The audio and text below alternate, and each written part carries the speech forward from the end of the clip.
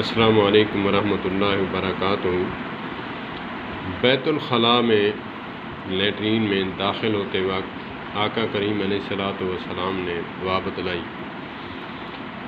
ہمیں لازمی پڑھنی چاہیے کیونکہ ہمارا اس میں دنیاوی اور دینی دونوں فائدے ہیں۔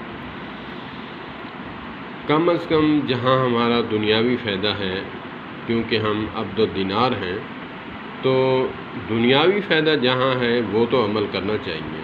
ویسے تو سارے عمل کرنے چاہیے سر آنکھوں پر، لیکن ہم دنیا کے پیچھے، مال کے پیچھے اندھے ہو کر بھاگ رہے ہیں، تو پھر اس لیے میں کہہ رہا ہوں کہ جہاں دنیاوی فائدہ ہے وہاں تو کرنا چاہیے۔ ظاہری فائدہ، لیٹرین میں داخل ہوتے وقت دعا۔ لیٹرین میں جب ہم داخل ہوتے ہیں تو کیونکہ گندگی پر جنات اور شیاطین رہتے ہیں، یہ ان کی خوراک ہے۔ ان کے بچے بھی ہوتے ہیں، نر بھی ہوتے ہیں، مادہ بھی ہوتی ہیں۔ تو آقا کریم علیہ الصلوۃ والسلام نے فرمایا کہ لیٹرین میں داخل ہوتے وقت بایاں پاؤں پہلے رکھیں اور پھر دایاں رکھیں اور پڑھیں اللہم انی اعوذ بک من الخبث والخبائث۔ اور جب لیٹرین میں داخل ہوں یہ دعا پڑھیں، پھر قضائے حاجت کرنے کے بعد فارغ ہوں۔ مختصر جو بتایا ہے، پھر دایاں پاؤں باہر رکھیں، پھر بایاں بعد میں رکھیں، تو پڑھیں وغفرانک۔ کیونکہ علماء فرماتے ہیں کہ لیٹرین میں بیٹھے جتنا وقت انسان بیٹھتا ہے، اذانیں ہوتی ہیں اور ذکر و اذکار ہم نے کرنا ہوتا ہے، تو پھر اس کو پڑھنا چاہیے کہ یا باری تعالیٰ، مجھے یہ تقاضا لائق ہوا، یہ موذی مرض مجھے لائق ہوئی، اس کی وجہ سے میں غافل رہا، وغفرانک، میں پناہ چاہتا ہوں، میں معافی چاہتا ہوں جو وقت میں نے ضائع کیا۔ تو مختصراً تو یہ ہے، ہمیں تو یہی بھی نہیں آتی۔ ہم تو علماء کرام فرماتے ہیں کہ دعا ہے جیسے داخل ہوتے وقت اللہم انی اعوذ بک من الخبث والخبائث، جن اور جنینیوں سے میں پناہ چاہتا ہوں، آپ کی عام شام میں آنا چاہتا ہوں، آپ کی کسٹڈی میں آنا چاہتا ہوں، آپ کے کڑے میں آنا چاہتا ہوں۔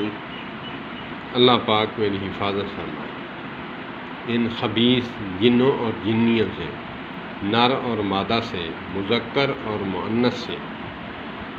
تو پھر جب باہر نکلے، مختصر تو میں نے غفرانک کا بتایا اور تھوڑی لمبی دعا ہے، تو وہ ہے الحمدللہ الذی اذھب عنی الاذی وعافانی وغفرانک۔ سبحان اللہ، سبحان اللہ، سبحان اللہ۔ علماء کرام فرماتے ہیں الحمدللہ، شکر ہے تیرا رب، شکر گزار ہوں آپ کا، آپ نے اذھب دفع فرمایا، عن الاذی، مجھے موذی مرض سے، مجھے جو ایذا دینے والی مرض تھی اس سے مجھ سے اس کو دفع فرمایا۔ الحمدللہ الذی اذھب عنی الاذی وعافانی وغفرانک۔ کیسی جامع دعا ہے، کیسی زبردست دعا ہے۔ ہم دین سے دور ہیں، اسی لیے پریشانیوں کا شکار ہیں۔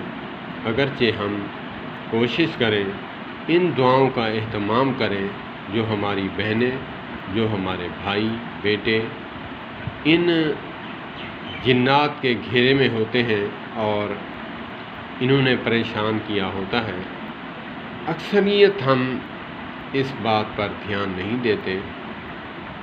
اسی لیے بزرگ فرماتے ہیں اپنے علاج جو ہیں، بیمار آدمی اپنا علاج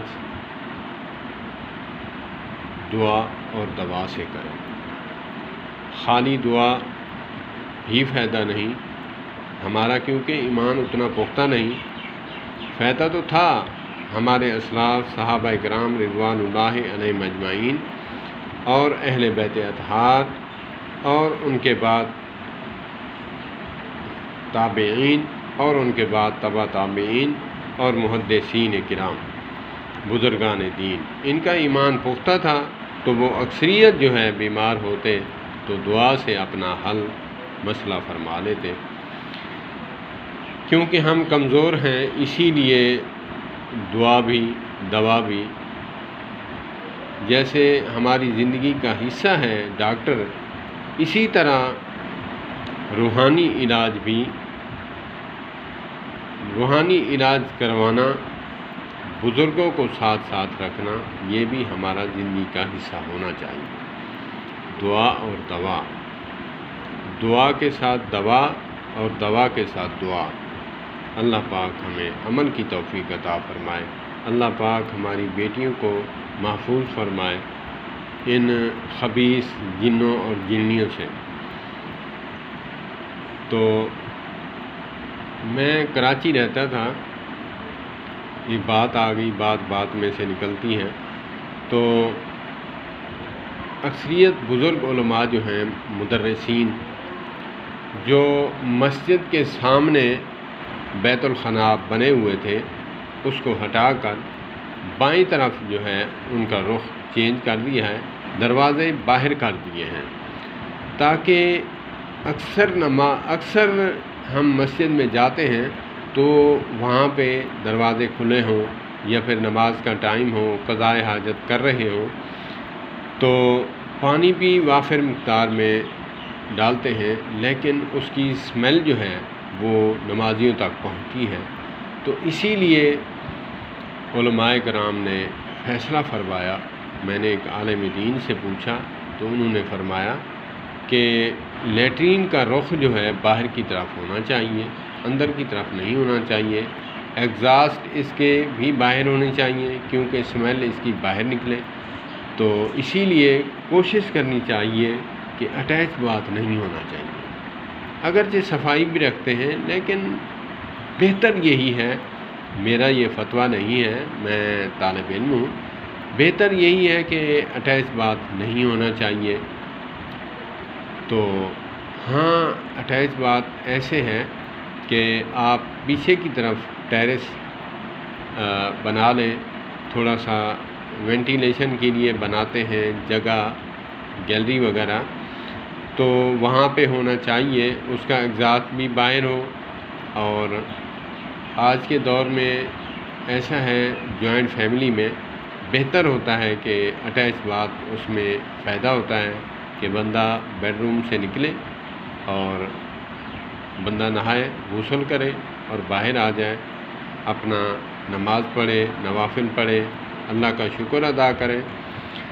تو اس کا فائدہ بھی ہے کہ بچے ہیں، بچیاں ہیں، تو اس میں ان کو جو ہے ان باتوں سے مخفی رکھا جاتا ہے، تو اسی لیے کوشش کرنی چاہیے کہ ایسی جگہ پہ واش روم ہو، سپریٹ ہو، کہ اس کی اسمیل وغیرہ یا پھر اس کا ایگزاسٹ جو ہے وہ باہر کی طرف ہو، اس کو بدبو وغیرہ باہر پھینکے۔ کوشش تو یہی ہے، بہرحال اللہ پاک ہمیں احتیاطاً کوشش کرنے کی توفیق عطا فرمائے۔ تو اسی لیے میں نے اکثر دیکھے ہیں، اور وضو خانہ جو ہے وہ بھی اکثر علماء کرام فرماتے ہیں کہ قبلہ کی طرف جو ہے منہ نہیں ہونا چاہیے، نہ پیٹھ ہونی چاہیے، کیونکہ جب بندہ احتیاط نہیں کرتا، جب بندہ وضو کر رہا ہوتا ہے تو وہ تھوکتا ہے، بغلم نکالتا ہے، تو وہ قبلہ رخ تھوکتا ہے، تو یہ بے ادبی میں شمار ہوتا ہے۔ کوشش کرنی چاہیے شمالاً جنوباً بنانا چاہیے، اور شرقاً غرباً نہیں ہونا چاہیے، مغرب کی طرف منہ نہیں ہونا چاہیے، اور مغرب کی طرف پیٹھ نہیں ہونی چاہیے، اس کی بھی سمت جو ہے خیال کرنا چاہیے وضو خانے کی۔ بہت ایسے مسائل ہیں، واللہ دل چاہتا ہے کہ علماء کے ساتھ محفلیں ہوں اور پھر دین کی محفلیں ہوں، عمل کرنے کے لیے سوال پہ سوال ہوں۔ اللہ پاک ہمیں مزید عمل کی توفیق عطا فرمائے اور دین پر چلنے کی توفیق عطا فرمائے۔ والسلام علیکم ورحمۃ اللہ وبرکاتہ۔